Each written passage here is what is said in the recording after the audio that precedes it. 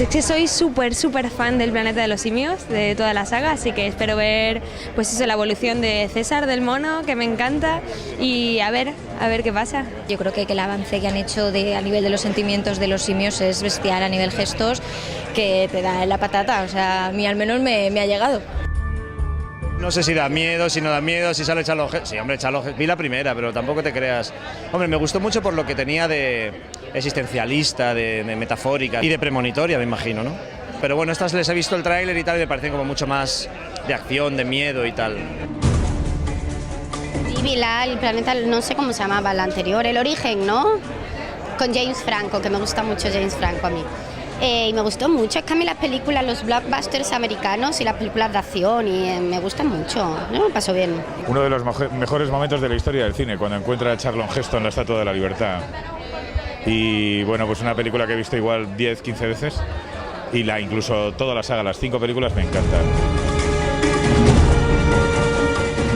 I think that, you know, this is a great blockbuster. It's fantastic entertainment, but it's got brains and it's got heart and it's got soul and it's about something. You know, it's about us. The apes are us, and we see ourselves for what we are.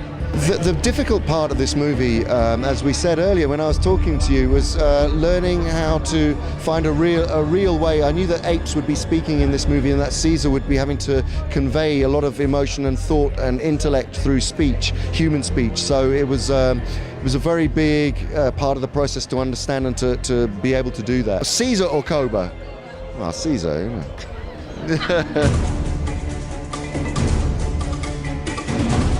I think, speaking of Felicity, what you can expect from this movie is there's something that Matt Reeves, who created Felicity, who I worked with all those years ago, has in his temperament and in his art that is, no matter if it's a summer movie, giant extravaganza, epic movie, I hear my name, or if it's, you know, this small little intimate story about a girl going to university. I think what Matt tells, if I have a through line, is that he tries to tell these very intimate people stories about people trying to be brave, and I think that is in this movie too. Even though it's so big and 3D and all of those good things, it still has the intimacy that Matt does really well. It's not like a super funny movie, but I would say the most bizarre part was shooting that scene. I have a scene where I hold this tiny little baby ape, and or the baby ape crawls on me, and there was absolutely no ape whatsoever. So we were just imagining it, which seems sort of silly at the time. But then in the movie, it's one of my favorite scenes because it's so full of levity and hope, and it's a break from all of the tension and unrest. So maybe that scene. In Matt's storytelling, what he's done so well in a big summer movie like this is, the thing that most surprised me in watching it was that it's really this story about these two communities who are just trying to save and protect what they love, their family, their land.